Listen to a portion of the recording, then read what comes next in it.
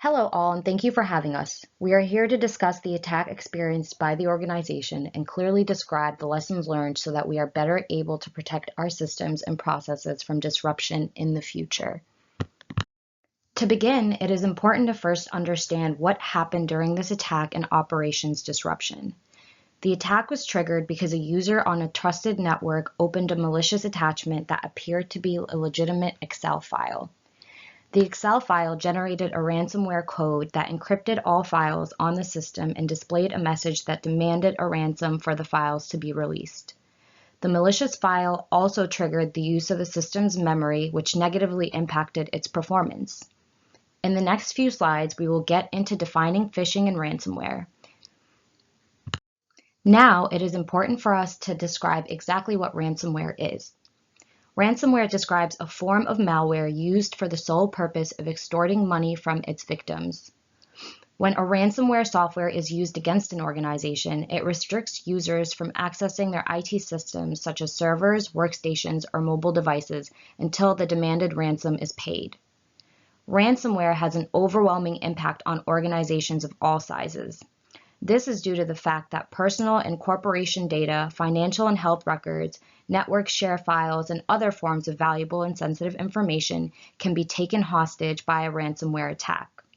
A ransomware's aftermath typically halts business, slows productivity, and potentially sets an organization up for failure if there is no security protocol set in place to deal with it. Due to its simplistic business model and the ease of use of its operating model, the effectiveness of ransomware is thriving. The latest cyber intelligence has found that ransomware attacks have shifted focus to industries that have little options but to pay the demands. These industries include, but are not limited to, healthcare, small and medium businesses, government agencies, and those that deal with critical infrastructure. This is because hackers are aware that such industries hold valuable data, struggle or lack to fund their IT capabilities, and are subject to regulations that can prevent their ability to make efficient use of backups. Based on the 2016 ENISA Threat Landscape Report, ransomware varieties and functionalities have significantly improved to increase damage and accelerate the need for response. They intend to perform more comprehensive and targeted damage. This includes targeting backup files, databases, and web pages. They also aim to use security vulnerabilities to increase infection rates. In some cases, methods to increase ransom have occurred in the event payment continues to be delayed. Hackers have come to use more communication methods to reach victims to better negotiate ransom amount. Instead of using fixed banners, they have moved to use a more convenient medium of communication like chat rooms. On top of all of this, they have improved the stealth of encryption of infected computers and have learned to use improved techniques to avoid detection. Now it is important for us to get into phishing. Phishing is the #1 delivery mechanism for ransomware. This is due to the fact that phishing emails are easy to send and lead to a quick return on investment. Phishing is a social engineering scheme that tricks victims into executing actions without noticing that a drive is malicious. They are able to do so because the emails created are intended to appear as if they are coming from a trustworthy source. Though they appear safe, the emails contain malicious content that encrypts data and asks for the ransom as soon as it is clicked. Phishing attacks are more difficult to detect by nature, and sometimes even careful users may fall victim to their trap. Humans are known to be the weakest links in the security chain. Employees are targeted by hackers and can be deceived and persuaded to provide critical access. The most used method to gain access is email. In this phishing scheme, hackers will attempt to obtain sensitive information like usernames, passwords, and credit card information by disguising themselves as trustworthy entities through electronic communication. Because users are experiencing information overload through emails, they are less cautious of detecting phishing schemes, which is why the attack method is so successful. In this next section, we will discuss steps that should be taken to ensure operations and communications can be done in a secure fashion. First, we need to assess security risks. There is a need to assess the security and privacy risks associated with the organization. To do this, operating procedures should be written and developed to ensure the correct, consistent, and functioning of systems that are critical to the daily operations of the organization. This includes the creation of supplemental standards and procedures to assist the selection of system safeguards and assign responsibilities for the system and its components. Next, because the organization's functionality depends on communications made with third parties who process information and perform services on the behalf of the organization, such agreements must be managed proficiently.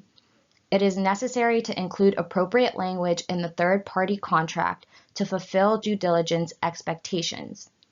In cases where data sharing is extremely critical or sensitive, the organization should take a more proactive approach to monitor or evaluate the third party to ensure they are abiding by compliance and data protection requirements set by the organization. When systems are underpowered or underdeveloped, performance suffers, which impacts the organization's efficiency. In order to ensure the availability of systems, there is a need to ensure they have adequate capacity to perform the tasks at hand. Effective planning and testing needs to be performed to guarantee the system has the necessary resources in place prior to its deployment for use. Along with this, projections should be included to guide the future of system enhancements. Next, software is said to be the heart of all information technology systems because of its purpose to deploy data that is processed by ample hardware. Because software has access to the majority of sensitive information used by the organization, it is critical to implement safeguards that will assist in preventing, detecting, and removing malicious software. As we now have seen, information can be rendered unavailable through means like storage device failure, malicious software, or accidental modifications. By having extra copies of data, lost or stolen data has more capability to be restored. Safeguards should also be set in place for the backup process to document and test it to ensure its efficiency as well as the safety of information it is storing. The information transmitted across the organization to third parties and through the internet needs to be protected to avoid corruption, manipulation, or interception. This means the organization's network, as well as related networking systems and services, must be appropriately managed and controlled by system administrators. Ensuring patches are up to date will also reduce the possibility that malware can exploit known vulnerabilities of operating systems and applications. Patches should be used for operating systems, software, and firmware on all devices. It will be beneficial to use a centralized patch management system. Lastly, it is critical to be able to detect unauthorized systems activities and other threats to promote the security and privacy of information. The organization needs to have appropriate auditing procedures of systems that provide critical services and processes. This includes ensuring the privacy policies are adhered to when establishing auditing and monitoring safeguards so that employees adhere to the organization's security expectations and values. The question that is currently being asked is source attribution necessary? The answer is yes. The identification of an actor responsible for a cyber attack is a critical step in devising a national response to such attacks. Every kind of cyber operation leaves some sort of trail. The information of these trails is necessary for analysts to attempt to trace malicious actions back to their actors. They use their knowledge along with tools, methods, and previous events along with new information to weigh evidence, determine a confidence level for their judgments, and produce cyber attribution assessments. It is just as important that organizations are able to share information about cyber threats so that they are better able to improve their security posture. By creating a shared community where organizations are able to leverage their collective knowledge, experiences, and capabilities, they are able to gain a more complete understanding of threats their organization may face. More so, organizations can make threat-informed decisions regarding defensive capabilities, threat detection methods, as well as mitigation strategies.